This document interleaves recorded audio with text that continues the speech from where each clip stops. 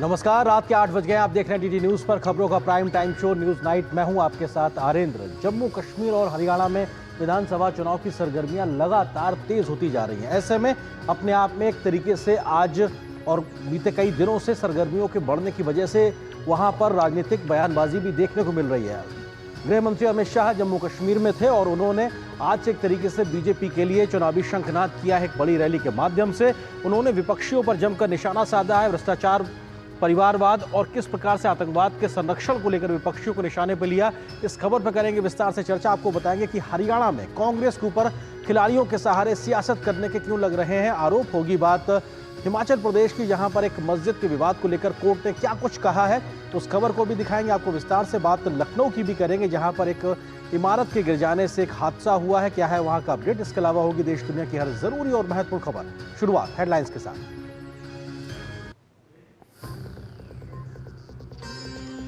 जम्मू में आतंकवाद पर जमकर बरसे गृह मंत्री अमित शाह। कहा, शांति बिना पाकिस्तान से बातचीत नहीं। धारा 370 को लेकर विपक्ष के रवैये पर उठाए सवाल। कहा, किसी कीमत पर नहीं होगी 370 की वापसी। विपक्षी गठबंधन पर लगाया आतंकवाद, परिवारवाद और भ्रष्टाचार को बढ़ावा देने का आरोप।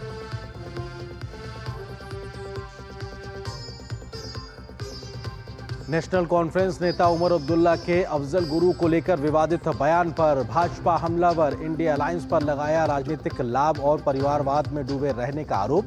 कहा, विपक्षी गठबंधन के हाथ आतंकियों के साथ।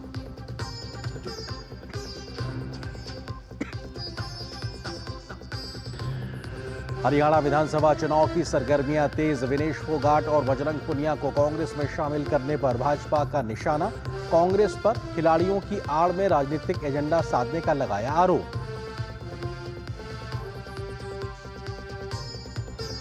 हिमाचल संजौली मस्जिद विवाद में कोर्ट की वक्फ बोर्ड और जेई को फटकार। वक्फ बोर्ड ने मस्जिद कमेटी को ठहराया जिम्मेदार। मामले पर कांग्रेस में अंतर्कलह आई सामने। कांग्रेस नेता अनिरुद्ध सिंह ने अपनी ही सरकार पर उठाए सवाल।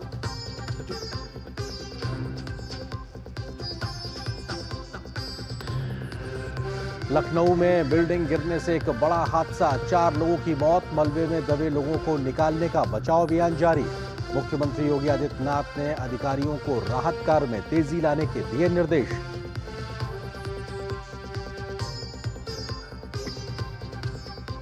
पेरिस पैरालंपिक में परचम लहराने वाले भारतीय पैरा खिलाड़ियों को खेल मंत्री मनसुख मांडविया ने किया सम्मानित। खिलाड़ियों ने कहा, सरकार से मिला हर स्तर पर समर्थन बना सफलता की वजह।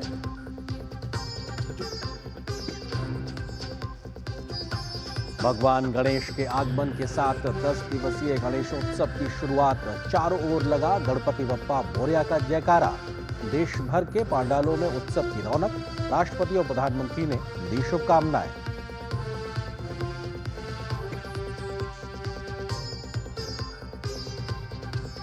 खबरों में डालते हैं विस्तार से नजर। गृह मंत्री अमित शाह जम्मू कश्मीर के दौरे पर थे, जहां उन्होंने चुनावी रैली में आज कांग्रेस और नेशनल कॉन्फ्रेंस समेत पीडीपी पर जमकर हमला बोला। शाह ने इंडिया गठबंधन पर देश विरोधी नीतियों का हिमायती बताते हुए कहा कि शांति स्थापित होने तक पाकिस्तान से कोई बातचीत नहीं होगी और धारा 370 की वापसी कभी नहीं होगी। इस बीच बाकी दलों के नेता भी जनता के बीच जाकर समर्थन जुटाने के लिए रैलियां कर रहे हैं। तो चुनाव के मद्देनजर सुरक्षा व्यवस्था को भी जम्मू कश्मीर में और पुख्ता किया जा रहा है। जम्मू कश्मीर में विधानसभा चुनाव को लेकर राजनीतिक हलचल अपने चरम पर है। जहां उम्मीदवार अपने अपने क्षेत्र में जनता के बीच समर्थन जुटा रहे हैं, तो सभी पार्टियों के बड़े नेता अपने अपने दल के लिए बड़ी रैलियां करके जनता का विश्वास जीतने की कोशिश कर रहे हैं। बीजेपी के वरिष्ठ नेता और केंद्रीय गृह मंत्री अमित शाह ने जम्मू कश्मीर दौरे के दूसरे दिन शनिवार को पलौरा में एक विशाल रैली को संबोधित किया। इस दौरान वो विपक्षी दलों पर जमकर हमला करते नजर आए। नेशनल कॉन्फ्रेंस और कांग्रेस के पाकिस्तान से बात करने के विवादित बयान पर अमित शाह ने दो टूक शब्दों में साफ कहा कि पाकिस्तान से तब तक बातचीत नहीं होगी जब तक शांति बहाली के लिए पाकिस्तान प्रयास नहीं करता। वहीं 370 को लेकर विपक्ष के इरादों पर सवालिया निशान लगाते हुए गृह मंत्री ने साफ कहा कि जम्मू कश्मीर पर धारा 370 की वापसी किसी कीमत पर नहीं होगी। वो कहते हैं फिर से एलओसी का ट्रेड हम शुरू करेंगे।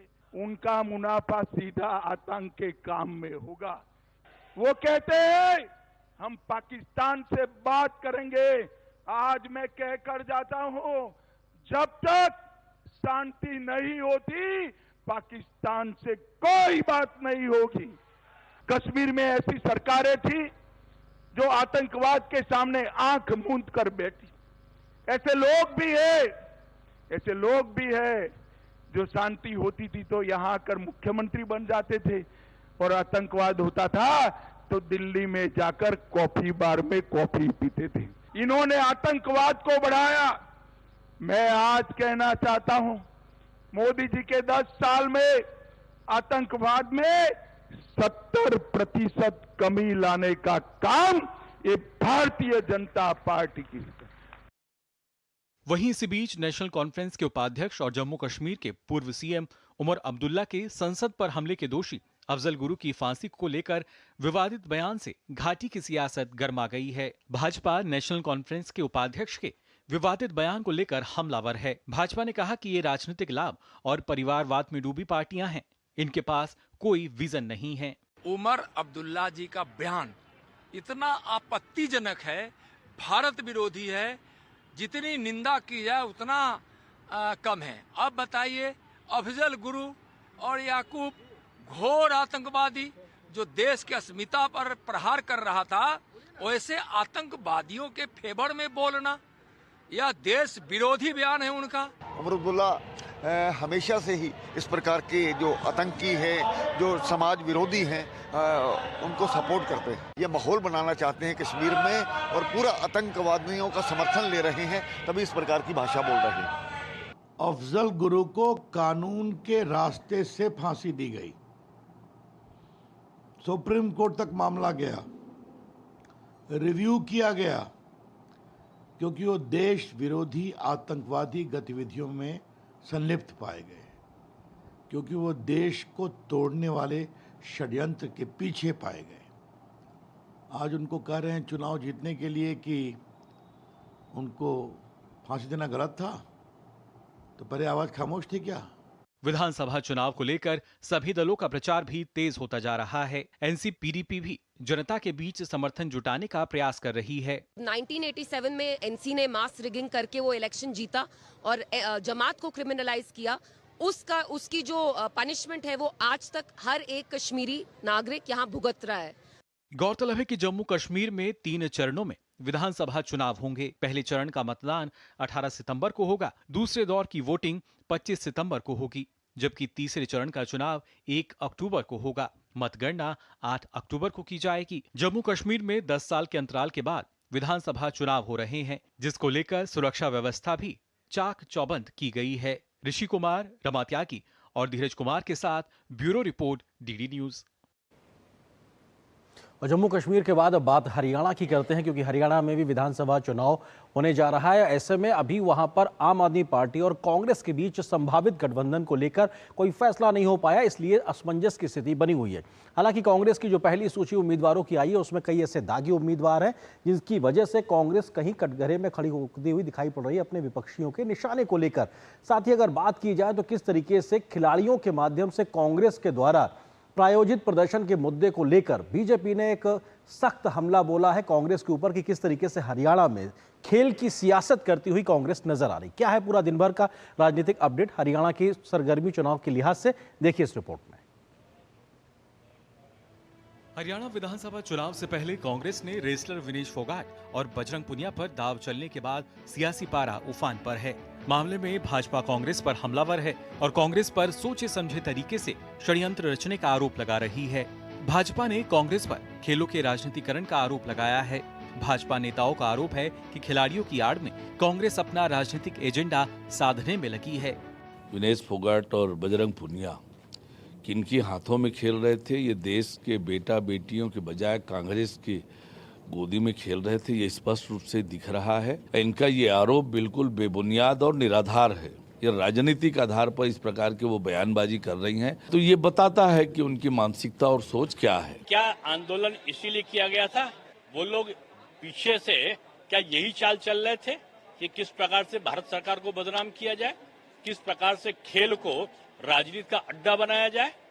वो हरियाणा जो खेलों के लिए जाना जाता है, जो बेटियों के सम्मान के लिए जाना जाता है, वहां इन्होंने खिलाड़ियों का राजनीतिकरण करने का कोशिश किया है। दूसरी ओर कांग्रेस पूरे मामले को सही गलत के तराजू पर तोलकर खुद के दामन को पाक साफ बताने का दावा ठोक रही है। जिसके साथ गलत होता है कांग्रेस उसके साथ लड़ती है, उसकी आवाज उठाती है, आगे भी उठाएगी, और वो भी कांग्रेस को इसीलिए पसंद करते हैं। हम बिल्कुल गर्व है हमें कि हम अपनी बेटियों के साथ खड़े हैं, खड़े थे, खड़े रहेंगे। पूरे मसले को लेकर रेसलर साक्षी मलिक ने अपनी राय जाहिर करते हुए कहा कि उनके साथियों का राजनीति में शामिल होना एक निजी निर्णय है और आंदोलन को गलत रूप नहीं दिया जाना चाहिए। कोई तो उनका पर्सनल फैसला है, उनको इच्छा हुई मन में, उन्होंने पार्टी ज्वाइन करने की सोची तो वो उनकी चॉइस है। उनको लगा कि उनको वहाँ बेहतर दिखाई दे रहा है तो वो उन्होंने वो चीज फैसला लिया है। इसके अलावा हरियाणा में कांग्रेस की सूची में कई दागियों के नाम शामिल होने और सीट शेयरिंग फॉर्मूले को लेकर आप और कांग्रेस के बीच आपसी तालमेल ना बैठ पाने को लेकर भी कांग्रेस भाजपा के निशाने पर है। भाजपा नेताओं का आरोप है कि इंडी गठबंधन के पास ना कोई मिशन है और ना विजन। कांग्रेस की एक छोटी सी कैंडिडेट्स की लिस्ट आई है, उसमें कई दागदार लोग हैं। फिर भूपिंदर सिंह हुड्डा के ऊपर केस चल रहा है, अभी उस केस में 834 करोड़ रुपए की संपत्ति अटैच हुई है। एक सज्जन नू कान में इन्वॉल्व हैं और एक और पर भी ईडी का कार्रवाई चल रही है। ये है कांग्रेस की पहचान। विनेश फोगाट और बजरंग पुनिया के जरिए मतदाताओं को साधने की कोशिश में जुटी कांग्रेस के सामने भाजपा का सशक्त प्रचार अभियान और बड़ा जनाधार एक बड़ी चुनौती है। Bureau report, DD news. और यहाँ पर एक छोटे से ब्रेक के लिए रुकते हैं, लेकिन ब्रेक के उस पार जब वापस आएंगे तो हम चर्चा भी करेंगे कि आखिर जम्मू कश्मीर में किस प्रकार से तमाम जो संवेदनशील मसले हैं और राजनीति को लेकर किस प्रकार से वहाँ पर सियासत हो रही है। और आज अमित शाह का दौरे का दूसरा दिन था, तो क्या कुछ बड़ी बातें उन्होंने कही, उसके क्या राजनीतिक मायने हैं, इन तमाम विषयों पर हम विस्तार से बातचीत भी करेंगे। फिलहाल एक छोटे से ब्रेक के लिए रुकते हैं। छोटे किसानों की शक्ति, कोऑपरेटिव की शक्ति और भारतीय नस्ले पशुओं की शक्ति मिलकर एक अलग ही ताकत बनती है। इस ताकत को बढ़ाने और डेयरी के विकास में जुड़े पशुपालकों, तकनीशियनों व डेयरी सहकारी समितियों को प्रोत्साहित करने के उद्देश्य से पशुपालन एवं डेयरी विभाग दे रहा है राष्ट्रीय गोपाल रत्न पुरस्कार, जिसमें इस बार से पूर्वोत्तर क्षेत्र को भी शामिल किया जा रहा है। आवेदन के लिए awards.gov.in पर जाएं या अपने नजदीकी कॉमन सर्विस सेंटर, पशु चिकित्सालय या पशुपालन और डेयरी विभाग से संपर्क करें। आवेदन 15 सितंबर 2024 तक। 605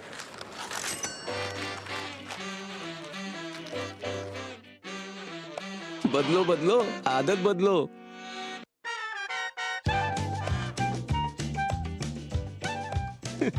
बदलो बदलो आदत बदलो। अब नजदीकी बैंक जाकर फटे पुराने नोट्स बदलिए।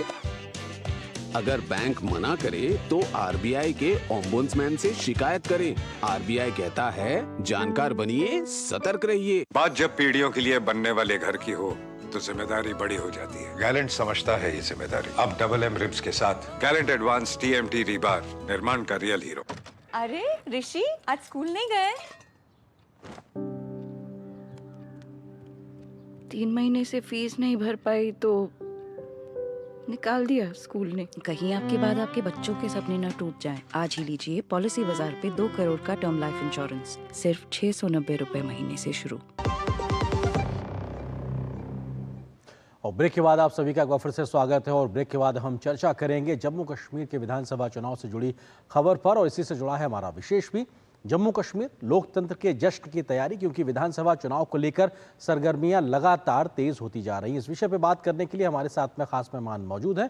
हमारे साथ मौजूद हैं आरपी सिंह जी, जो कि प्रवक्ता हैं बीजेपी के, हमारे साथ जुड़ गए हैं। इसके अलावा मदन मोहन जैड़ा जी, वरिष्ठ पत्रकार, हमारे साथ जुड़ गए हैं। साथ ही साथ बहुत जल्दी ही सैयद जव्वाद साहब भी हमारे साथ जुड़ेंगे, जो कि कांग्रेस समर्थक राजनीतिक विश्लेषक हैं, उनका भी हम इंतजार कर रहे हैं। लेकिन आरपी सिंह जी, शुरुआत आपसे ही, क्योंकि अमित शाह जी के 2 दिन का दौरे का आज दूसरा दिन था और उन्होंने एक बड़ी रैली के साथ में शुरुआत की है। सीधे तौर पर वो कह रहे हैं कि साहब किसी भी सूरत में एनसी, कांग्रेस या तमाम विपक्षी दलों की सरकार बनने नहीं जा रही। क्या तमाम वजहें या आपके द्वारा किए गए काम हैं जिसके आधार पर आपको लगता है कि बीजेपी की सरकार जम्मू कश्मीर में बनेगी? सुनिश्चित इस बार भाजपा अपने दम पर खुद सरकार बनाएगी। जम्मू में हमें भरपूर आश्वासन मिल रहा है और इस बार हम लोग कश्मीर में डबल डिजिट के साथ खाता खोलने जा रहे हैं। हम लोग बात करें विकसित कश्मीर की, नए कश्मीर की, जिसके अंतर्गत हम लोग जैसे उदाहरण के लिए आयुष्मान भारत के लिए 5 लाख की योजना है, तो हम लोग 7 लाख रुपए कश्मीर में वादा करें जो 7 लाख तक का कवर करेंगे। किसान सम्मान निधि के अंदर अगर 6,000 रुपए मिलते हैं तो कश्मीरी किसान को 10,000 रुपए मिलेंगे। अभी तक की जो पेंशन मिलती है यहाँ पर विकलांग को या विधवा को वो 1,000 रुपए है, हम कह रहे हैं कि हम उसको 3,000 करेंगे। अग्निवीर जो रहते, अग्निवीर से जो आएंगे, रिटायर होंगे, जब अग्निवीर जब बाहर आएंगे उनके लिए 20% कोटा यहाँ की पुलिस के अंदर उनके लिए तय किया जा रहा है। इस प्रकार ही जो बच्चे यूपीएससी यहाँ पे जो लोकल बोर्ड है उसमें जब तैयारी करेंगे उनके प्रोफेशनल कोर्सेज के लिए उनको मदद दी जाएगी।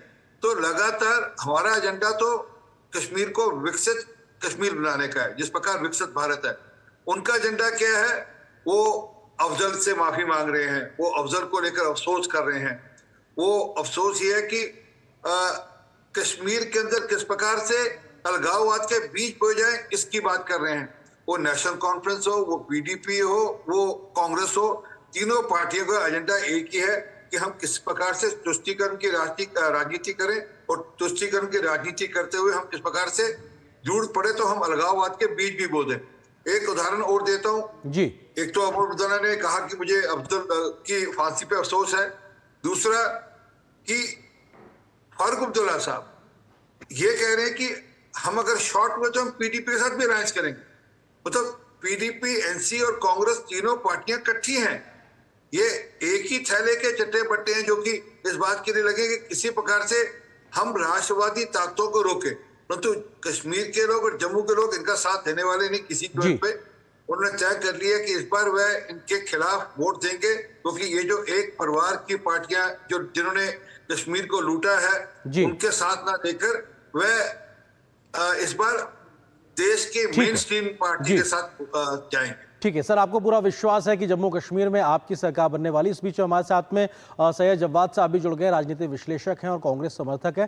सैयद जवाद साहब, स्वागत है आपका। और सवाल यही कि जो बीजेपी लगातार कह रही है कि साहब आपकी सरकार नहीं बननी, आपने परिवारवाद, भ्रष्टाचार और आतंकवाद का एक समर्थक के तरीके से राज्य को एक बदहाल हालत में ले गए थे, और ऐसे में बीते समय में जिस प्रकार से जो प्रयास बीजेपी की सरकार के माध्यम से हुए उससे एक बड़ा बदलाव आया, उनकी सरकार बनने जा रही है। हाँ, इनके ख्वाबों में सरकार बनेगी इस बार। अच्छी बात है, ख्वाब देखना कौन सी बुरी बात है, और देख सकते हैं सभी लोग। लेकिन इससे पहले भारतीय जनता पार्टी का घोषणा पत्र आया। मैं घोषणा पत्र नहीं कहता हूँ, उसको ढकोसला पत्र कहता हूँ। वो इसलिए कहता हूँ कि भारतीय जनता पार्टी जब जब ऐसी चुनावी वादे करती है तो वो देश की जनता को झूठ और बलगलाने की बातें करती है। इससे पहले भी आपको याद होगा कि केंद्र के जब चुनाव हो रहे थे तब भी कहा था कि हर साल 2 करोड़ रोजगार आएंगे, फिर जो है बेरोजगारी और महंगाई कम होगी, पेट्रोल और डीजल के दाम भी कम होंगे। क्या हुआ आज तक? बेरोजगारी तो चरम पे है, और जम्मू कश्मीर में जितनी बेरोजगारी है पहले के बनिस्बत आपने जो है देख लीजिए आज कितनी है। आपने तो कहा था कि आतंकवाद कम होगा, आज भी हमारे सेना के जवान जो है वो शहीद हो रहे हैं। कहां से हो रहे? घुसपैठ बढ़ गई है, ये भी जानते हैं और आप भी जानते हैं, और आप ही के चैनल वाले दिखाते हैं कि आज मुठभेड़ हुई है, आज मुठभेड़ में 2 आतंकी मारे गए, फिर हमारे सेना के जवान भी शहीद हुए। और उधर लद्दाख के साथ एक बड़ा मूवमेंट जो खड़ा हुआ है जी, वो भी आप देखिए। वो तो लद्दाख से लेकर के दिल्ली तक पैदल यात्रा की बात करी जा रही है। लद्दाख में लोग सड़कों पर उतरे हुए हैं, उसके बारे में बोलें, क्योंकि लद्दाख का डायरेक्ट कनेक्शन जो है वो जम्मू से है। जम्मू के अंदर रोजगार जो है ज्यादा हैम्पर हुआ है और उधर लद्दाख के अंदर भी नुकसान हुआ है। अब कर लेते हैं धारा 370 के ऊपर लगातार माननीय प्रधानमंत्री जी भी और गृह मंत्री जी भी किस तरीके से लोगों के साथ जो है बलगलाने की बात कर रहे हैं।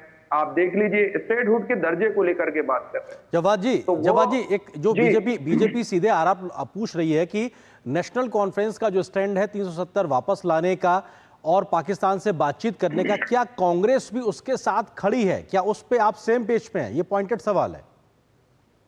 देखिए, आपको बिल्कुल क्लियर स्पष्ट कांग्रेस पार्टी का मानना यह है वो कश्मीर के साथ है और कश्मीरियत के साथ और वहां की आवाम के साथ। इसमें कोई समझौता नहीं हो सकता। रही बात पाकिस्तान से बातचीत करने की बात, तो अब तो नवाज शरीफ से तो इनके माननीय प्रधानमंत्री जी के भारतीय जनता पार्टी के पुराने रिश्ते हैं भाई। उनकी माँ के लिए मलियाबादी आम शॉल ले जाना, वहां मुलाकात करना, झप्पी डालना, तमाम चीजें करी। और बताइए, हमारे देश में जब पठानकोट होता है तो आईएसआई को बुलाते हैं। तीसरी बात, अरे यही है मतलब आप उस पेज पे साथ खड़े हुए, मैं आ रहा हूं सर आपके पास, ठीक है सर, आप थोड़ा देर से जुड़ पाए, कश्मीर के साथ, ठीक है, आपका पॉइंट आ गया सर, आपको पॉइंट आ गया। वरिष्ठ पत्रकार मदन मोहन जेड़ा जी भी हमारे साथ है। मदन जी, आपको लगता है कि जम्मू कश्मीर का चुनाव इस लिहाज से थोड़ा सा बाकी राज्यों से अलग है क्योंकि राजनीतिक मसले ही नहीं बल्कि राष्ट्रीय और सुरक्षा से जुड़े मसले भी बहुत अहम हो जाते हैं, इस लिहाज से जो अभी मुद्दे दिखाई पड़ रहे हैं, कैसे आप उनको देखते हैं और तमाम जो दल हैं या जो गठबंधन है वो कहां खड़े दिखाई पड़ रहे हैं आपको? देखिए, जो जम्मू कश्मीर का चुनाव है, मेरा मानना है कि आज की डेट में सबसे बड़ी चुनौती वहां पर यह है कि वो चुनाव बहुत शानदार तरीके से, शांतिपूर्ण तरीके से हो जाए, उसमें कोई ऐसा तत्व, कोई बाधा नहीं पहुंच पाए। जैसे हमें पता लगता है कि सीमा पार से भी बहुत सारी कोशिशें चलती रहती हैं। तो सबसे बड़ी बात है कि सरकार के लिए चुनौती है कि वो शांतिपूर्ण तरीके से संपन्न हो। दूसरी बड़ी चुनौती है कि उसमें ज़्यादा से ज़्यादा लोग हिस्सा लें और खासकर जो घाटी के लोग हैं वो ज़्यादा लोग हिस्से लें। हमने लोकसभा चुनाव में देखा कि बहुत अच्छा मतदान हुआ था, 50-55% से ज़्यादा मतदान हुआ था, घाटी में अच्छा मतदान हुआ था। तो ये चीज़ विधानसभा चुनाव में भी हो। और तीसरी सबसे बड़ी बात है कि वहाँ पर किसी राष्ट्रीय पार्टी की सरकार बननी बहुत ज़रूरी है। तो वो चाहे सरकार बीजेपी की बने चाहे कांग्रेस की, मुझे लगता है कि राष्ट्रीय पार्टी की सरकार बनना चाहिए जिसका क्लियर एजेंडा हो, जो विकास पर फोकस करे। ये तीसरी मेरे विचार से प्राथमिकता है वहाँ। बिल्कुल आरपी सिंह जी, क्योंकि कांग्रेस एक तरीके से सीधे कह रही है कि साहब बीजेपी ने जो तमाम वायदे किए थे, बातें किए थे, उस पर वो खरे नहीं उतरे, इसलिए राज्य की आवाम का समर्थन आपको मिलने नहीं जा रहा है। वो तमाम आंकड़े और तमाम बातें भी गिना रहे हैं। जरा कौन सा आंकड़ा का इनके पास है ये बता दीजिए। 2 करोड़ वहां पर टूरिस्ट गया है, 2 करोड़। वहां पर सड़कों का नेटवर्क बना है, वहां रेलवे का काम हुआ है, वहां पर एयरपोर्ट बने हैं, वहां पर एम्स और आईआईटी बने हैं, वहां पर नए कॉलेजेस बने हैं। तो जब ये सब कुछ हो रहा होता है तो वहां पर रोजगार अर्जित नहीं हो रहा था, रोजगार भी अर्जित हो रहा होगा। और फिर इनसे मैं जो बात पूछ रहा था उसका जवाब नहीं दिया कि क्या ये सचमुच अफजल को लेकर शर्मिंदा है, क्योंकि उमर अब्दुल्ला तो है, राहुल गांधी भी है, क्योंकि वो गए तो भागीदारी करने के लिए लोगों के समर्थन में, जो कहते थे अब्दुल हम शर्मिंदा है, तेरे कातिल जिंदा है। असल में सबके सब एक ही थैले के चट्टे बट्टे, मैंने जैसे कहा था। उदाहरण के लिए सोनिया गांधी जी जब वहां पर आतिफ अमीन मारा गया था बाटला, उसमें तो सारी रात रोती रही थी उस आतंकी के लिए। ये तो सलमान खुर्शीद का बयान है। इसी प्रकार से ये जो महबूबा मुफ्ती साहब हैं वो बुरहान वानी के लिए तकलीफ में रही थी, वो तो चाहती नहीं थी बुरहान वानी मारा जाए। और अब उमर अब्दुल्ला ने तो क्लियरली कह दिया कि अफजल का मरना ठीक नहीं था, उसके हिसाब से जायज नहीं था, हालांकि वो खुद मुख्यमंत्री थे और कांग्रेस की पार्टी की सरकार थी सेंटर में। तो फिर भी वो कहते कि मुझसे राय नहीं हुई जाए, ठीक नहीं थे। असल में सबके सब जमात से लड़ाई लड़ रहे हैं वहां पर। ये इनकी लड़ाई कश्मीर में एक ऑर्गेनाइजेशन है जमात, उसके कुछ कैंडिडेट हैं, उनके अगेंस्ट ये लड़ाई लड़ रहे हैं। इनको लगता है कि हम जितना रेडिकल, जितना अलगाववाद की बात करेंगे उतने वोट हमको पड़ेंगे, और उसके चलते हुए ये तुष्टीकरण की राजनीति कर रहे हैं। इनसे पूछिए ना, इनके मैनिफेस्टो में है या नहीं है कि हमको पाकिस्तान से बातचीत करनी चाहिए, हमें पाकिस्तान के दरवाजे खोल देने चाहिए, हमें जो आतंकवादी थे उनके रिश्तेदारों को नौकरी देनी चाहिए। ये भी इनके मैनिफेस्टो में। ये भी है कि जितने पत्थरबाज हैं उनको वापस से माफ कर देना चाहिए। अरे पिछले 2 साल में एक पत्थरबाजी नहीं हुई। हम कश्मीर को नया कश्मीर बना रहे हैं, वहां पे डेवलपमेंट का एजेंडा लेकर आए। और ये बात करते हैं, जरा हिमाचल में पूछ लीजिए ना किस प्रकार से दुर्दशा है। बैंकरप्ट कर दिया हिमाचल और वादे पूरे किए नहीं। तो बगल में ही हिमाचल है, तो लोग सब समझते हैं, कश्मीर के लोग सब समझते हैं कि ये कितने वादे पूरे करते हैं कितने नहीं करते। उनको दिखता है कि बेंगलोर में किस प्रकार से इनकी हालत दुर्दशा हो रखी है, कर्नाटक में किस प्रकार से इनकी दुर्दशा हो रखी है। हकीकत ये है कि कांग्रेस का इस बार सूफड़ा साफ होने वाला है। अगर ईमानदार है तो इनको बोलिए, बताकर जाए कि अफजल के पक्ष में है या नहीं है, क्योंकि उमर अब्दुल्ला तो स्पष्टता से कह रहे हैं कि अफजल की फांसी गलत हुई थी। और ये संविधान की बात करते हैं, जिसने लोकतंत्र के मंदिर पर हमला कराया हो उसकी फांसी पर ये प्रश्न उठा रहे हैं। सुप्रीम कोर्ट के फैसले के बाद प्रश्न उठा रहे हैं और वैसे संविधान की बात करते हैं। ठीक है जवाद साहब, सवाल यही पॉइंटेड कि उमर अब्दुल्ला साहब का जो बयान है अफजल गुरु की फांसी को लेकर, उस पर कांग्रेस क्या उनके साथ खड़ी है या आप उससे गैर ना इत्तेफाकी रखते हैं? नहीं, पहले तो आरपी सिंह सर यही बता दें कि भारतीय जनता पार्टी ने वार्ड नंबर 33 से घाटी के अंदर सैफुल्ला नाम के आदमी को टिकट दिया था या नहीं दिया था? वो कौन शख्स था? और वो खुद आतंकवादी समर्थक तक बचने दिया टिकट उसको। और आतंकवादियों को समर्थन तो भारतीय जनता पार्टी के आईटी सेल में पाकिस्तान समर्थक लोग निकले हैं, क्या कहा जाए, पूरी पार्टी वैसी है। और बहुत सी जगह ऐसा हुआ है जो आईएसआई के लिए काम करते हुए भारतीय जनता पार्टी के बहुत से कार्यकर्ता पकड़े गए, क्या कहेंगे, पूरी पार्टी में लोग ऐसे हैं।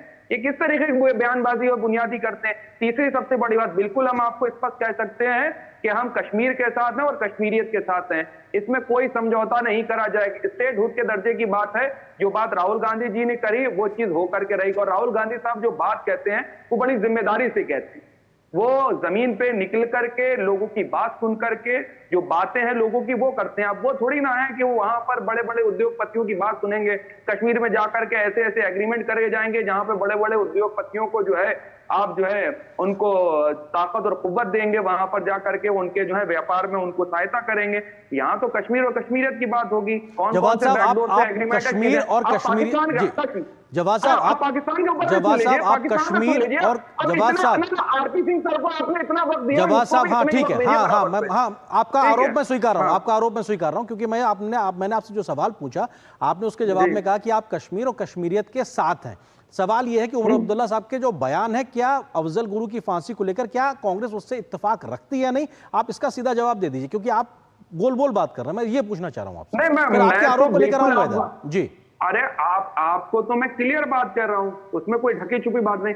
आप बताइए वार्ड नंबर 33 से सैफुल्ला नाम के जो आतंकी लोग थे जिसके ऊपर आरोप लगे, सर ये आरोप मैं अभी लूंगा, यही आरोप मैं आरपी सिंह जी से पूछूंगा, सुनिए मैं पूछूंगा सर, मैं पूछूंगा आरपी सिंह सर ने, अभी पूछूंगा सर, इसीलिए कह रहा हूं सर आपका ही आरोप मैं पूछूंगा, लेकिन आपसे जो सवाल उन्होंने पूछा उसका जवाब तो दिएंगे सर। मैं तो बिल्कुल आपको क्लियर आंसर दे रहा हूं कि भारतीय जनता पार्टी की आईटी सेल के अंदर बहुत से लोग समर्थक पकड़े गए, और ये वो लोग हैं जब हमारे देश में पठानकोट हुआ तो आईएसआई को इन्होंने बुलाया। ठीक है सर, फिर मैं ये मान लेता हूँ कि इस बात का जवाब कांग्रेस के पास नहीं। आरपी सिंह साहब वो आरोप लगा रहे हैं कि आपकी पार्टी के ऐसे लोग हैं जो आईएसआई के लिए काम करते हैं। आरपी सिंह साहब अरे सुन तो लीजिए, पाकिस्तान के ऊपर भी तो सुन लीजिए। नहीं आप जवाब ही नहीं दे रहे सर, पूरा फिर टीवी में टाइम लिमिट होता है। आरपी सिंह जी दीजिए, इनसे कहिए। देखिए ये अफजल के प्रश्न पे भाग गए, ये 370 पे भाग गए, ये 35A पे भाग गए कि 370 और 35A हो। पहले बताइए, जवाब दीजिए सैफुल्लाह के नाम पर। आपने अपना गाना गाया, वार्ड नंबर 33 से कैसे आपने दिया ना, आपने गाना भागने नहीं दूंगा मैं। वार्ड नंबर 33 से सैफुल्लाह, जवाब आप सुन लीजिए ना, आपने आरोप लगाया वो जवाब दे रहे हैं, सुन लीजिए एक बार। नहीं देंगे, गोल गोल घुमा के भाग जाएंगे। आरपी सिंह जी बोलिए। आरपी सिंह तो जवाब ही नहीं देते, भागने में एक्सपर्ट है।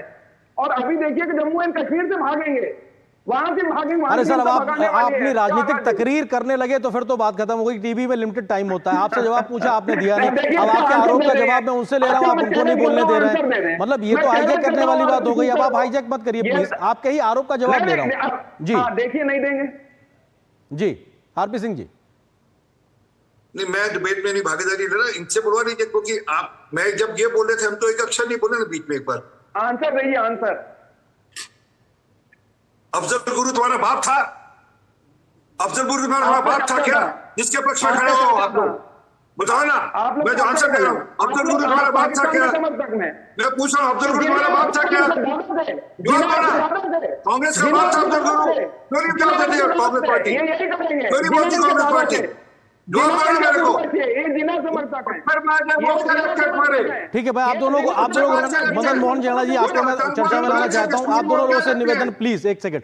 मदन जी, क्या आपको लगता है कि क्या इस प्रकार की फिर वो संवेदनशील बातें करके सियासी बातों का फायदा लेने की कोशिश होती दिखाई पड़ेगी, या फिर मुद्दों की बात होगी इस बार चुनाव में? मदन जी थोड़ा संक्षेप में जवाब।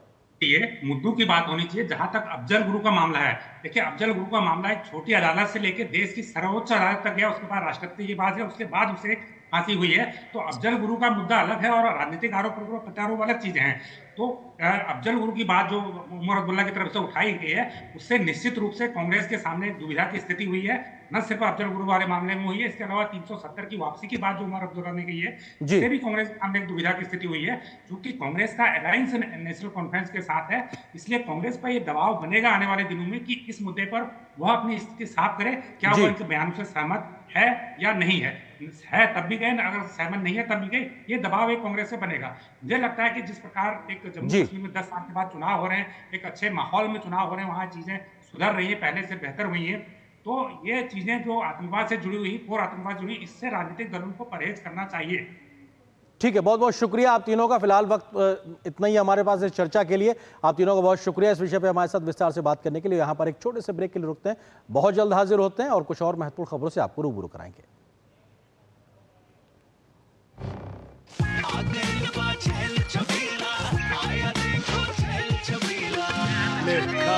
अच्छा भैया, मेरी गाय को भी अपने हाथों से चारा खिला दो। अरे खिलाई देते हैं।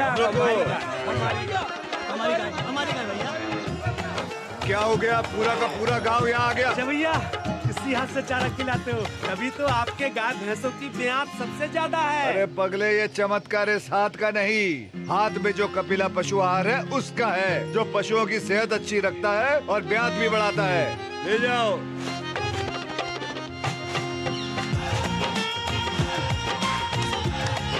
कपिला, देश का नंबर 1 पशु आहार। वो मिस्टर विकास की फाइल। आप पॉलिसी बाजार।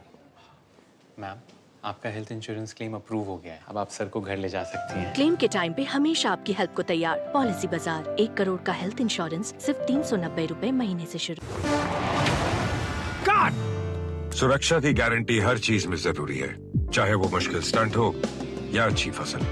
इसीलिए ले आइए IIL के ट्रैक्टर ब्रांड का शिनबा, जो देता है सुंडी और ट्रिप से सुरक्षा की गारंटी। शादी का किचन महके जहां, गोल्डी किचन किंग मसाले हो वहां। गोल्डी लाए हैं फ्रेश लॉक टेक्नोलॉजी, जो रखे मसालों को हर समय फ्रेश।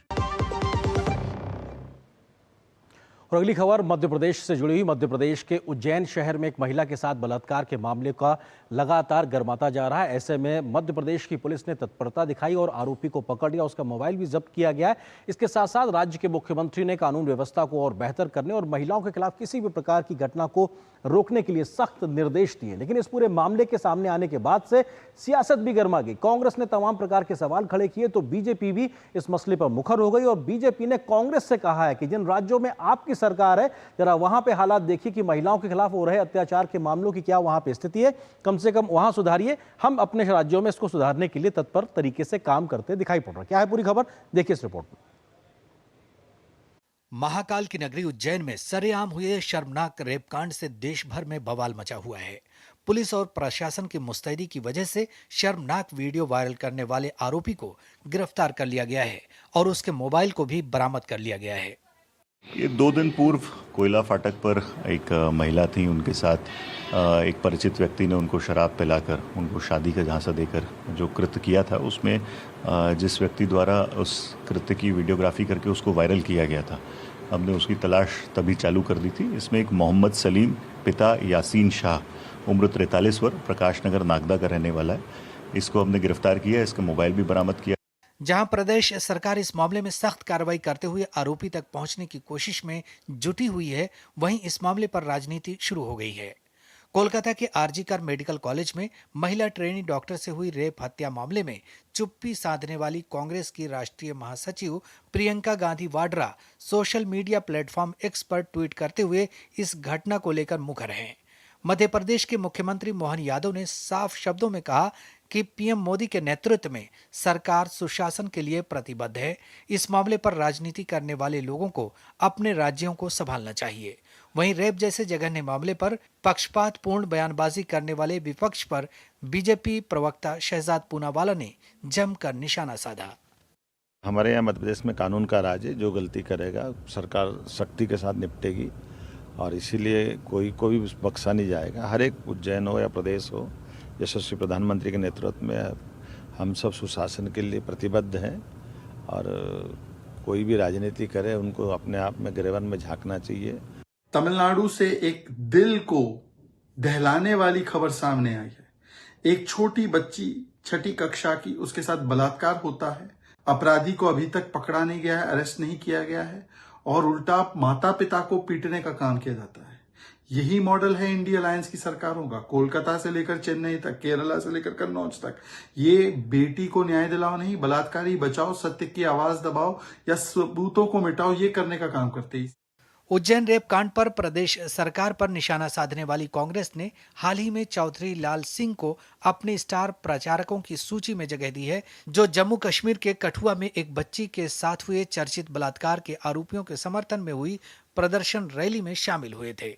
ये वही लाल सिंह हैं जिसे उस वक्त मामले के तूल पकड़ने के बाद बीजेपी ने बाहर का रास्ता दिखा दिया था। उन्हें कांग्रेस का स्टार कैंपेनर बनाया गया है। जिस नेता को बीजेपी ने महिला सुरक्षा एवं सम्मान की अपनी नीति पर अडिग रहते हुए तुरंत पार्टी से निष्कासित कर दिया था, उन्हें लोकसभा चुनाव 2024 से पहले कांग्रेस ने अपनी पार्टी में शामिल कर लिया। कांग्रेस नेता राहुल गांधी की भारत जोड़ो यात्रा जब जम्मू कश्मीर के लखनपुर से होकर गुजरी थी, तब लाल सिंह ने लखनपुर में जमकर भीड़ जुटाई थी, जिससे खुश होकर राहुल गांधी ने लाल सिंह को पार्टी में शामिल कर लिया। लाल सिंह को स्टार कैंपेनर बनाए जाने के सवाल पर कांग्रेस के गठबंधन के साथ ही नेशनल कॉन्फ्रेंस के नेता उमर अब्दुल्ला ने कांग्रेस का मामला बताते हुए चुप्पी साध ली। Bureau report, DD news. और अगली खबर हिमाचल से। हिमाचल में शिमला के पास अजौली में एक अवैध मस्जिद के निर्माण को लेकर बीते लंबे समय से मामला गरमाया हुआ। स्थानीय लोगों के गुस्से के बाद से प्रशासन हरकत में नजर आया, तो अब जब ये मामला नगर निगम की अदालत में पहुंचा तो वहां पर भी कोर्ट की तरफ से जो संबंधित जेई था, इसके अलावा वक्फ बोर्ड को फटकार लगाई गई है। हालांकि वक्फ बोर्ड ने अपना पल्ला झाड़कर मस्जिद कमेटी को जिम्मेदार ठहराया है, लेकिन कोर्ट ने अगले 5 तारीख को सुनवाई की बात कही है। लेकिन कुल मिलाकर इस पूरे मामले में जहां पर लीपापोती करने की बात नजर आ रही है, तो स्थानीय लोगों का जो गुस्सा भड़का हुआ है, उसकी वजह से प्रशासन इस पूरे मामले को बेहद संवेदनशीलता से ले रहा है, लेकिन लोगों का गुस्सा शांत होता नजर नहीं आ रहा। हिमाचल प्रदेश के संजौली में अवैध मस्जिद जिस इलाके में है, वो शहर का सबसे घनी आबादी वाला पॉश इलाका है। मामले की शुरुआत 2010 में हुई थी, जब स्थानीय नागरिकों ने नगर निगम आयुक्त की अदालत में मस्जिद के अवैध निर्माण को लेकर मुकदमा दायर किया। तब से मामला नगर निगम में चल रहा है। दरअसल मामले ने तूल तब पकड़ा जब पिछले दिनों स्थानीय लोगों ने इस तंग इलाके में भारी संख्या में कथित रूप से बाहरी लोगों की आवाजाही पर एतराज जताया। स्थानीय निवासियों और हिंदू संगठनों ने मामले को लेकर आवाज उठाई है। कांग्रेस के स्थानीय विधायक और मंत्री अनिरुद्ध सिंह ने पिछले सप्ताह विधानसभा में इस मस्जिद को अवैध बताकर अवैध निर्माण हटाने की मांग की थी। शनिवार को नगर निगम आयुक्त की अदालत में हुई सुनवाई के दौरान संजौली के स्थानीय लोगों की ओर से मुकदमे की पैरवी कर रहे वकील ने कहा कि जिस जमीन पर मस्जिद बनी है वो सरकारी है। वक्फ बोर्ड ने इसमें अतिक्रमण किया है। स्थानीय निवासियों की ओर से अदालत में दायर अर्जी में कहा गया है कि मस्जिद के कारण उन्हें कई परेशानियों का सामना करना पड़ रहा है। जब कमिश्नर साहब ने कोर्ट में वक्फ बोर्ड से ये पूछा कि 13 साल तक जो हुआ, क्या आपको उसके बारे में जानकारी है, तो उसका उन्होंने कोई जवाब नहीं दिया। लेकिन अब वो कह रहे हैं कि जो मस्जिद है इसका जो मालिकाना हक हमारे पास है, लेकिन ऐसा कोई रिकॉर्ड वो कोर्ट में दिखा नहीं पाए। लेकिन जो हमारे पास जो रेवेन्यू रिकॉर्ड है उसके मुताबिक हिमाचल प्रदेश सरकार जो है इस जमीन की जो है मालिक है। वक्फ बोर्ड इस जमीन पर अपना अधिकार तो बता रहा है, लेकिन वो अदालत में कोई दस्तावेज पेश नहीं कर पाया। उसने अतिक्रमण निर्माण से अपने आप को अलग कर लिया और कहा कि इसके लिए मस्जिद कमेटी जवाबदेह है। कोर्ट ने जे कंसर्न को लेटेस्ट स्टेटस रिपोर्ट कंस्ट्रक्शन के बारे में सबमिट करने के लिए कहा है। उसका हम रिप्लाई सबमिट करेंगे नेक्स्ट डेट ऑफ हियरिंग। वहीं अब इस पूरे मामले को लेकर कांग्रेस में अंतर्कलह खुलकर सामने आ गई है। इसे लेकर कैबिनेट मंत्री विक्रमादित्य सिंह और अनिरुद्ध सिंह आमने सामने आ गए हैं। और हमारा ये दायित्व बनता है कि हम न्यायपूर्वक within the ambit of law, within the ambit of constitution and within this particular context the ambit of the municipal act हम इसमें कार्रवाई करें, ये सरकार का दायित्व बनता है। 2010 में जब केस चल रहा था तो 2019 तक 4 मंजिलें कैसे बनी सर? प्रशासन कहां सो रहा था? म्युनिसिपल कॉर्पोरेशन कहां सो रहा था सर? क्यों नहीं उसको तोड़ा गया उस टाइम? फिर भी सुनवाई कर रहे हैं कि आपने अवैध जो है कंस्ट्रक्शन करी गई। जमीन जो है, जो उसकी जमीन बताई जा रही है, वो मालिकाना हक जो है हिमाचल प्रदेश सरकार के पास है सर, और उसका सिर्फ कब्जाधारी है। कोर्ट में मामले की अगली सुनवाई 5 अक्टूबर को होगी। हिमाचल प्रदेश से नंदिनी मित्तल और प्रकाश पंत के इनपुट के साथ ब्यूरो रिपोर्ट, डीडी न्यूज। और अगली खबर अर्थव्यवस्था के मोड़ से जुड़ी हुई। पीएम मोदी के नेतृत्व में भारतीय अर्थव्यवस्था तेजी से आगे बढ़ रही है। इकोनॉमी के मोर्चे पर हर दिन कोई ना कोई एक अच्छी खबर सामने आती है। देश का विदेशी मुद्रा भंडार बढ़कर $684 अरब के नए रिकॉर्ड उच्चतम स्तर पर पहुंच गया है। तो वहीं मॉर्गन स्टैनली की एक ताज़ा रिपोर्ट के मुताबिक भारत ने MSCI emerging markets instable market index में चीन को भी पीछे छोड़ दिया है। प्रधानमंत्री नरेंद्र मोदी के नेतृत्व में एनडीए सरकार के तहत भारत दुनिया में सर्वाधिक तेजी से बढ़ती हुई बड़ी अर्थव्यवस्था बन गया। देश की बढ़ती अर्थव्यवस्था के संबंध में हर दिन कोई न कोई खुशखबरी आ जाती है। भारतीय रिजर्व बैंक के शुक्रवार के आंकड़ों के अनुसार भारत का विदेशी मुद्रा भंडार लगातार तीसरे सप्ताह में बढ़कर 30 अगस्त तक $683.99 बिलियन के रिकॉर्ड उच्च स्तर पर पहुंच गया। 30 अगस्त को समाप्त समीक्षाधीन सप्ताह में भंडार में $2.3 बिलियन की बढ़ोतरी हुई, जबकि पिछले 2 हफ्तों में कुल $11.6 बिलियन की बढ़ोतरी हुई थी। स्वर्ण भंडार $862 मिलियन से बढ़कर $61.86 बिलियन पर पहुंच गया है। ये भारत की मजबूत होती अर्थव्यवस्था और भारत के शेयर बाजार में निवेशकों का विश्वास ही है, जिसने अमेरिका के मॉर्गन स्टैनली जैसी बड़ी एजेंसियों को भारतीय शेयर बाजार को लेकर अपने नजरिए में बदलाव करने पर विवश कर दिया है। विकासशील देशों में उभरती हुई अर्थव्यवस्थाओं को लेकर पूरी दुनिया में निवेशकों का रुख बना रहता है, रुझान बना रहता है। पहले उभरती हुई अर्थव्यवस्था में चीन का दबदबा सबसे ज्यादा था, जो वक्त के साथ धीमा पड़ने लगा। शुरुआत में भारत की हिस्सेदारी 6% से भी कम थी। क्या है MSCI इमर्जिंग मार्केट्स इंडेक्स? आसान भाषा में समझें तो बड़े निवेशकों के लिए कुछ एजेंसीज निवेश से जुड़े फैसले लेने के लिए सूचकांक बनाती हैं। इन्हीं सूचकांकों के आधार पर पेंशन फंड्स, सॉवरेन फंड्स जैसे संस्थागत निवेशक अपने फैसले लेते हैं। उभरती हुई अर्थव्यवस्थाओं को लेकर MSCI इमर्जिंग मार्केट इंडेक्स बनाया गया। शुरुआत में इस इंडेक्स में चीन का दबदबा था, जो 2008 के बाद धीरे धीरे घटने लगा। समय के साथ भारत की हिस्सेदारी 6% से बढ़कर अब 22% से ज्यादा हो गई है। अब ऐसा पहली बार हुआ है जब भारत ने चीन को इस इंडेक्स में पछाड़ दिया है। सितंबर में चीन के 21.58% के मुकाबले भारत को 22.27% वेटेज मिला। जानकार मानते हैं कि MSCI के इस बदलाव के बाद भारतीय शेयर बाजार में करीब 4 से लेकर $4.5 अरब के निवेश आ सकते हैं। आज इंडिया टॉप में है। मोदी जी जब से प्राइम मिनिस्टर बना है इस देश का, विश्व स्तर पर हम लोगों का रैंकिंग अब आगे बढ़ते जा रहा है और चाइना से आगे हमारा इकोनॉमिक ग्रोथ भी है, प्लस हम एक अट्रैक्टिव डेस्टिनेशन बन गए हैं। इसलिए हमारा जो इकोनॉमिक रेटिंग्स भी इतने अच्छे हैं और कोविड के समय से तो और भी हमारा रेटिंग बढ़ गई है। कोविड में तो लगभग सब देश लगभग फेल हो गया था भारत को छोड़ के, क्योंकि भारत का जो फाइनेंशियल मैनेजमेंट, इकोनॉमिक पॉलिसीज वगैरह इतना अच्छा रहा कि हमने क्राइसिस से उभर करके अपॉर्चुनिटी क्रिएट किया। तो मोदी जी का नेतृत्व को दुनिया मानते हैं जी। MSCI में 3,300 से ज्यादा स्टॉक शामिल हैं। इसमें बड़ी, मध्यम और छोटी कैप वाली कंपनियां शामिल हैं। ये 24 उभरते बाजारों के देशों के स्टॉक को कवर करता है। चीन में पिछले कुछ समय से आर्थिक कठिनाइयों के चलते चीनी बाजारों ने संघर्ष किया है, जबकि भारत के बाजारों को अनुकूल आर्थिक हालात से फायदा मिला है। भारत के इक्विटी बाजार में लार्ज कैप के साथ साथ मिड कैप और स्मॉल कैप सूचकांकों में भी व्यापक आधार पर लाभ हुआ है। ब्यूरो इनपुट के साथ मुंबई से श्यामा मिश्रा की रिपोर्ट, DD न्यूज।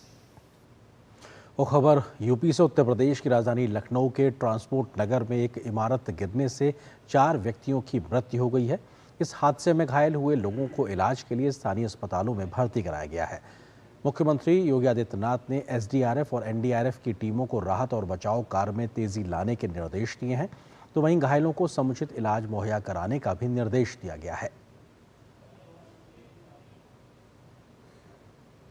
4 लोगों की मौत कंफर्म हुआ है, बाकी लोगों की इलाज चल रही है KGMC में और लोक बंधु हॉस्पिटल में, और बाकी लोग जो इसके अंदर ट्रैप होंगे उनके आंकलन करके और उसकी रेस्क्यू कार्य में सभी एजेंसी जुटा हुआ है। हमारे एनडीआरएफ, एसडीआरएफ और नगर निगम प्रशासन सभी एजेंसी मशीनों के साथ लगे हुए हैं। ड्रोन, रडार वगैरह यूज़ करने की कोशिश कर रही है जिससे कि हम लोग लोगों को डिटेक्ट कर पाएँ। उत्तर प्रदेश के पुलिस महानिदेशक कानून व्यवस्था अमिताभ यश ने बताया कि 24 लोगों को इलाज अस्पताल में चल रहा है और बचाव कार्य के लिए एनडीआरएफ, एसडीआरएफ, सिविल डिफेंस और अग्निशमन विभाग की टीमें जोर शोर से काम कर रही हैं। ये विभाग एनडीआरएफ, एसडीआरएफ, फायर सर्विसेज, नगर निगम, बिजली विभाग, मेडिकल विभाग, ये सभी रिलीफ और रेस्क्यू में लगे हुए हैं। अभी तक जो कोलैप्स बिल्डिंग है इसमें 2 तरफ से पैसेजेस बनाए जा चुके हैं जिनसे लोगों के रेस्क्यू करने की कोशिश की जा रही है। कुल 24 व्यक्तियों को अभी तक जिंदा रेस्क्यू किया गया है और उनका विभिन्न अस्पतालों में इलाज चल रहा है। इसके अलावा 4 व्यक्तियों की दुखद मृत्यु भी इस घटना में हुई है। केंद्र सरकार ने विवादास्पद ट्रेनी आईएएस अधिकारी पूजा मनोरमा दिलीप खेड़कर के खिलाफ कड़ी कार्रवाई की है। सरकार ने 6 सितंबर से हालिया आदेश में पूजा को आईएएस प्रोविजन नियम 1954 के नियम 12 के तहत तत्काल प्रभाव से पद मुक्त कर दिया है। इस नियम के तहत किसी प्रोबेशनर अधिकारी को सेवा में भर्ती होने के लिए अयोग्य पाए जाने के आधार पर सेवा मुक्त करने का प्रावधान है। पूजा खेड़कर के खिलाफ ये कार्रवाई यूपीएससी परीक्षा में धोखाधड़ी और पद का दुरुपयोग करने का दोषी पाए जाने पर की गई है। पूजा ने यूपीएससी परीक्षा में गलत जाति प्रमाण पत्र और दिव्यांगता के फर्जी दस्तावेज लगाए थे। पूजा खेड़कर के सिविल सेवा परीक्षा 2022 और सीएसई में उम्मीदवारी के दावों की पुष्टि के लिए 11 जुलाई को एक समिति का गठन किया गया, जिसने 24 जुलाई को अपनी रिपोर्ट प्रस्तुत की, जिसमें पाया गया कि पूजा खेड़कर ने 2012 से 2023 के बीच सीएसई के लिए आवेदन किया और उपस्थित हुई। उन्होंने सिविल सेवा परीक्षा में अपने दावा की गई श्रेणी ओबीसी और पीडब्ल्यूबीडी में अधिकतम अनुमेय 9 प्रयासों के अधिक बार प्रयास किए। जांच में पूजा खेड़कर को सीएसई 2022 में उम्मीदवार होने के लिए अयोग्य पाए जाने के बाद केंद्र सरकार ने उनके खिलाफ ये कार्रवाई की है। और यहां पर एक और छोटे से ब्रेक के लिए रुकते हैं। बात जब पीढ़ियों के लिए बनने वाले घर की हो तो जिम्मेदारी बड़ी हो जाती है। गैलेंट समझता है ये जिम्मेदारी। अब डबल एम रिब्स के साथ गैलेंट एडवांस टीएमटी रीबार, निर्माण का रियल हीरो। अरे ऋषि, आज स्कूल नहीं गए? 3 महीने से फीस नहीं भर पाई तो निकाल दिया स्कूल ने। कहीं आपके बाद आपके बच्चों के सपने न टूट जाएं। आज ही लीजिए पॉलिसी बाजार पे 2 करोड़ का टर्म लाइफ इंश्योरेंस, सिर्फ 690 रुपए महीने से शुरू। दादू, आपका तारा मतलब? बहुत प्यारा, बिल्कुल तुम्हारे जैसा। पापा, ऑनलाइन फॉरेक्स ट्रेडिंग पर best offers, high returns, bonus deposit और इनाम जीतने का मौका। हाँ बैल, मुझे मार मतलब? मुसीबत को बुलाना तुम्हारे पापा जैसे।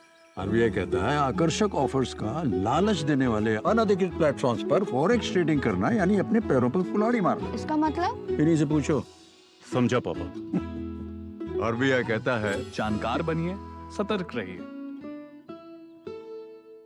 शादी का किचन महके जहां, गोल्डी किचन किंग मसाले हो वहां। गोल्डी लाई है फ्रेश लॉक टेक्नोलॉजी, जो रखे मसालों को हर समय फ्रेश।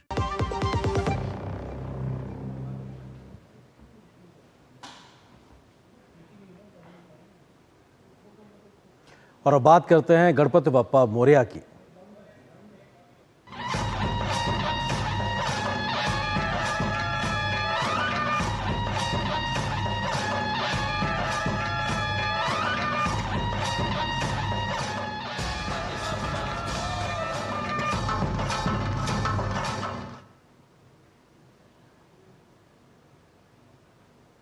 भगवान गणेश के आगमन के साथ 10 दिवसीय गणेश उत्सव की शुरुआत हो चुकी है। कैसे हैं पूरे देश भर में गणेश चतुर्थी की आज रौनक, आइए आपको तस्वीरों के नजरिए से दिखाते हैं। गणेश चतुर्थी का पर्व पूरे देश में धूमधाम से मनाया जा रहा है। प्रतिवर्ष भाद्रपद माह के शुक्ल पक्ष की चतुर्थी तिथि को मनाया जाने वाला ये पर्व भगवान श्री गणेश के जन्मोत्सव के रूप में जाना जाता है। जम्मू कश्मीर से लेकर तमिलनाडु तक श्रद्धालुओं ने गणेश जी के दर्शन कर पूजा अर्चना की। इस अवसर पर विभिन्न स्थानों पर विशेष आयोजन भी किए जा रहे हैं। महाराष्ट्र के मुंबई में स्थित श्री सिद्धिविनायक मंदिर में भारी संख्या में भक्त गणेश जी के दर्शन को पहुंचे। वहीं मुंबई में लाल बागचा राजा गणपति मंदिर में भी भक्तों की भीड़ उमड़ी। ये पूरी मूर्ति जो है शाडू की माटी की बनती है। इसी के अलावा हम पूरे पेंडॉल में प्लास्टिक का कम मात्रा में यूज करने का प्रयत्न कर रहे हैं। हमने काफी सारे फ्लेक्स, बैनर, प्लास्टिक से सब बैन किए हुए हैं और हमारा ये मानना है कि 15 साल के अंदर कार्बन नेट जीरो ये अचीव करना है। बहुत अच्छा अनुभव कर रहे हैं और हर साल में एक बार जो गणेश उत्सव आता है और मुंबई का काफी फेमस उत्सव है, तो उसके लिए सारे मंडप में जाके गणेश पापा का दर्शन करते हैं। 5 दिन हम लोग बहुत धूमधाम से मनाएंगे, हर एक गणपति में जाएंगे और सबके लिए आशीर्वाद मांगेंगे। मुंबई के एक श्रद्धालु ने LCA तेजस मार्क 1A फाइटर जेट की प्रतिकृति पर गणेश जी की मूर्ति को विराजमान किया है। इसे डिजाइन करने वाले इंटीरियर डिजाइनर का कहना है कि वह हर साल भारत में होने वाले विकास के आधार पर मूर्तियां बनाते हैं।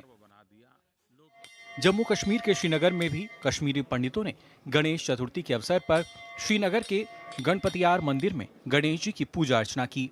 गुजरात के अहमदाबाद स्थित वस्त्रपुर के महागणपति मंदिर में भक्तों द्वारा सुबह से आरती और प्रार्थनाएं की गईं। राजस्थान के जयपुर में भी गणेश चतुर्थी के पावन पर्व पर श्रद्धालु मोती डूंगरी गणेश मंदिर के बाहर कतारों में खड़े नजर आए। भगवान गणपति के दर्शनों के लिए पहुंचे भक्तों में बारिश और उमस से भरे मौसम के होने के बाद भी लोगों में खासा उत्साह नजर आया। देश के साथ साथ विदेशों में भी गणेश चतुर्थी की धूम रही। कोलंबो में भारतीय प्रवासियों ने स्वामी विवेकानंद सांस्कृतिक केंद्र में पूजा और आरती में भाग लिया। चेन्नई में 6000 थम्बुलम प्लेटों, 1500 कामाक्षी दीपों और 350 समुद्री सीपों से बनी 40 फीट ऊंची भगवान गणेश की मूर्ति स्थापित की गई। गणेश चतुर्थी के अवसर पर महाराष्ट्र के मुख्यमंत्री एकनाथ शिंदे ने अपने आधिकारिक आवास वर्षा में बप्पा की पूजा अर्चना की। वहीं तेलंगाना में मुख्यमंत्री रेवंत रेड्डी ने खैरताबाद में गणेश पूजा कार्यक्रम में भाग लिया।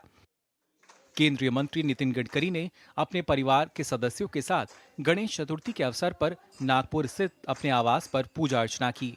नितिन गडकरी के घर पर चंद्रयान 3 की थीम पर गणेश जी को स्थापित किया गया है। साथ ही राष्ट्रपति द्रौपदी मुर्मू व प्रधानमंत्री नरेंद्र मोदी ने अपने सोशल मीडिया प्लेटफॉर्म X के माध्यम से देशवासियों को गणेश चतुर्थी की शुभकामनाएं दी। हमारे परिवार, हमारा हर व्यक्ति, उसका जीवन निर्विघ्न रहे।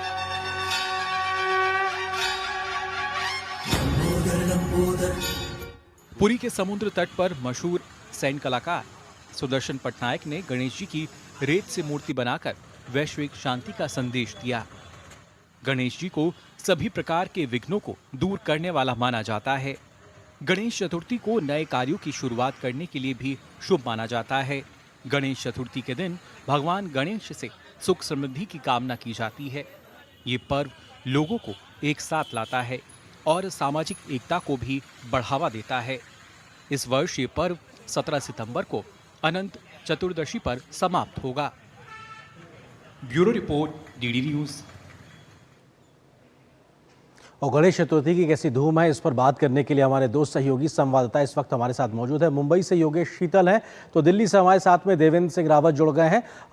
योगेश, पहले आपका रुख करते हैं, आपकी मौजूदगी कहां पर है और इस बार गणपति बप्पा के स्वागत के लिए क्या कुछ नया प्रयोग देखने को मिल रहा है? मुंबई की बात की जाए अगर तो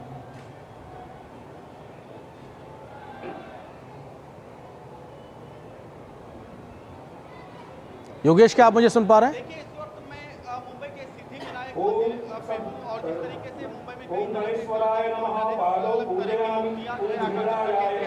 मैं पहले कैमरा पर्सन से रिक्वेस्ट करूंगा कि वो आपको दिखा दे जरा सिद्धिविनायक मंदिर, जो अंदर में सिद्धिविनायक विराजमान है वो दिखा दे। इसके साथ ही हमारे साथ यहाँ पे ट्रस्टी हैं राजा राम देशमुख, हम उनसे जानेंगे किस तरीके की तैयारियां जो ये यहाँ पर की गई है। ये बताइए कि जितने बड़ी संख्या में श्रद्धालु आ रहे हैं, क्या क्या तैयारियां की गई है, खासकर महिला, सीनियर सिटीजन और बच्चों के लिए? सबसे पहले देश विदेश से आने वाले सभी गणेश भक्तों का मैं सिद्धिविनायक न्यास की तरफ से मनपूर्वक स्वागत करता हूं। और आपने जो पूछा कि महिलाओं के लिए व्यवस्था हर तरह से किया हुआ है, पानी की व्यवस्था है, उठने बैठने की व्यवस्था है, पूरा लाइन से सबको दर्शन दिया जाता है। तो हर तरह से हमारा न्यास पूरा काम पे लगा हुआ है। सिक्योरिटी है, पुलिस है, फायर ब्रिगेड है, हर एक से अच्छा सहयोग मिल रहा है। और सुबह सुबह से ही शाम देर रात तक दर्शन बहुत ही अच्छा ढंग से लाइन से ही दर्शन भाविकों को दिया जा रहा है। किसी में कोई दिक्कत नहीं आ रही है। लाखों की संख्या में रोज भाविक आ रहे हैं और आज पहला दिन है। ठीक है, तो ये थे राजाराम देशमुख जो कि बता रहे थे कि किस तरीके की तैयारी सिद्धिविनायक में की गई है।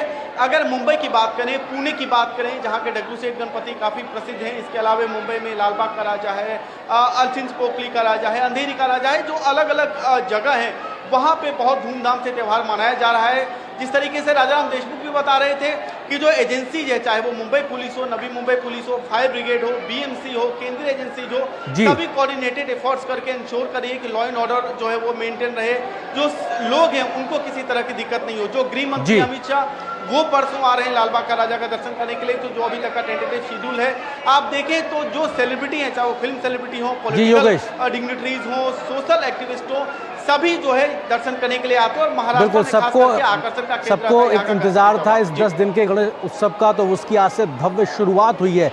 देवेंद्र का रुख करते हैं, देवेंद्र की मौजूदगी इस वक्त दिल्ली में है। देवेंद्र, आप कहां पे मौजूद हैं और किस प्रकार की धूम अब दिल्ली में भी, एनसीआर में भी देखने को मिल रही है गणेशोत्सव की? जी आर्येंद्र, बिल्कुल गणेश चतुर्थी के मौके पर मैं मौजूद हूँ भाजपा के वरिष्ठ नेता सुनील देवधर जी के आवास पर। सुनील देवधर जी लगातार कई वर्षों से पूरे विधि विधान के साथ जो है गणेश चतुर्थी का पर्व दिल्ली में मनाते रहे हैं। ऐसा नहीं है कि वो दिल्ली के जहाँ भी इस मौके पर होते हैं वो गणेश चतुर्थी का मौका मनाते हैं। आप पीछे देख सकते हैं कि पारंपरिक रूप से जो है वो गणपति बप्पा की पूजा अर्चना का कार्यक्रम चल रहा है। और मैं कोशिश करूँगा सुनील देवधर जी से बात करने की भी। सुनील जी, आप बहुत समय से लगातार जो है गणपति बप्पा का पूजा अर्चन करते हैं दिल्ली में, और कई वर्षों से मैं देख रहा हूँ गणपति बप्पा का जो एक लगाव है, आपने परंपरा की शुरुआत की दिल्ली में, क्या उसके बारे में कुछ बताएंगे? देखिए, गणपति पूजा तो सैकड़ों वर्षों से घर घर में होती आ रही है, लेकिन लोकमान्य बाल गंगाधर तिलक जी ने सारे समाज को एक करने के लिए सार्वजनिक तौर पर इसे मनाने का जो आह्वान किया था देश भर में, उसका आज परिणाम देखने को मिलता है कि स्वाधीनता प्राप्ति में देश एक हुआ, तो उसकी शुरुआत गणेश पूजा से हुई थी। दिल्ली में आने के बाद अभी गए 15 साल से दिल्ली में हूँ, लेकिन मैंने एक मुझे ऐसे लगा कि उनके मैसेज को देने वाला एक गणेशोत्सव होना चाहिए, तो मैंने 4 साल पहले इसे शुरू किया। ये एक सामाजिक समरसता का भाव है। आज सुबह मेरे साथ इस क्षेत्र के जो स्वीपर्स है, स्वच्छता कर्मियों ने उसकी पूजा की है जी, और पूरे सागर संगीत पूजा होती है। मोदक प्रसाद हम खिलाते हैं, आप देख सकते हैं मोदक प्रसाद यहाँ पर है, जो ओरिजिनल मोदक है, पूरी विधि विधान के साथ जी स्वच्छता जी बिल्कुल वक्त की कमी है, कर्मियों के साथ जो है यहाँ पर पूजन किया गणपति का, बिल्कुल वक्त की कमी है और हम समझ सकते हैं कि विधि विधान के साथ में और एक संदेश देने की कोशिश है। शुक्रिया देवेंद्र आपका, योगेश आपका हमारे साथ जुड़ने के लिए। फिलहाल यहाँ पर एक छोटे से ब्रेक के लिए रुकते हैं, बहुत जल्द हाजिर होते हैं कुछ और महत्वपूर्ण खबरों से आपको रूबरू कराएंगे। एक ऐसा तबका जो रिटायरमेंट के बारे में आज भी बिल्कुल नहीं सोचता, वो है औरतें। औरतें कमा के भी वनरेबल हैं। सो एनपीएस एक इक्वालिटी ला रहा है, हम सब एक बराबर प्लेटफॉर्म पे हैं। अपने बेहतर कल को सुनिश्चित करने के लिए एनपीएस जरूरी है। भैया घर का किराया देना था, कुछ पैसे। इस महीने तो गाड़ी की ईएमआई जानी है ना, अगले महीने पक्का चलता हूँ। आपके बाद फैमिली को किसी के आगे हाथ ना फैलाना पड़े। आज ही लीजिए पॉलिसी बाजार पे 2 करोड़ का टर्म लाइफ इंश्योरेंस, सिर्फ 690 रुपए महीने से शुरू।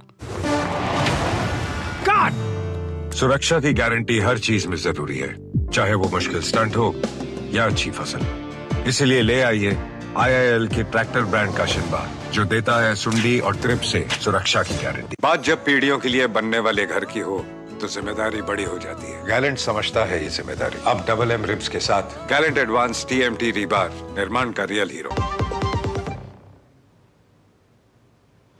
और न्यूज नाइट के अंत में आपको छोड़ जाते हैं कुछ और राष्ट्रीय महत्व की खबरों के साथ। फटाफट अंदाज में मुझे दीजिए अनुमति। नमस्कार।